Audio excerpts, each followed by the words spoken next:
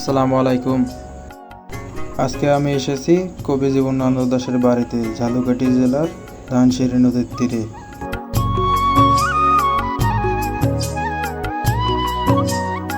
এই হচ্ছে ধানসিঁড়ি নদী, আর এর তীরেই অবস্থিত জীবনানন্দ দাশের পাঠাগার।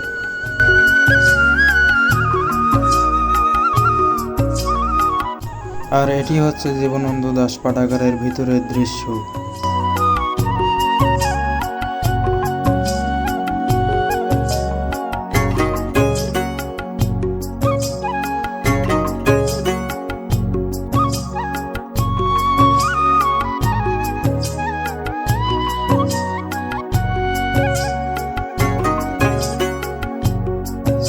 এই মঞ্চে বিভিন্ন সাংস্কৃতিক অনুষ্ঠানে বাচ্চারা কবিতা আবৃত্তি করে।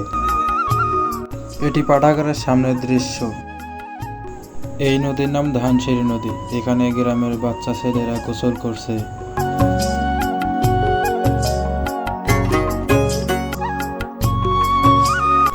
এই হচ্ছে ধানসিঁড়ি নদীর সামনের দৃশ্য, যেখানটা পার্কের মতো করে সাজিয়ে রাখা হয়েছে।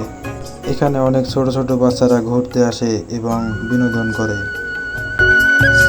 তোমার নাম কি? তোমার নাম কি? তোমরা কোন ক্লাসে পড়ো?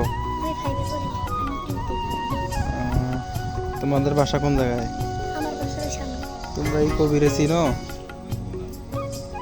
জীবনে এখন পড়ো নাই বইয়ে? তার কবিতা মনে আছে?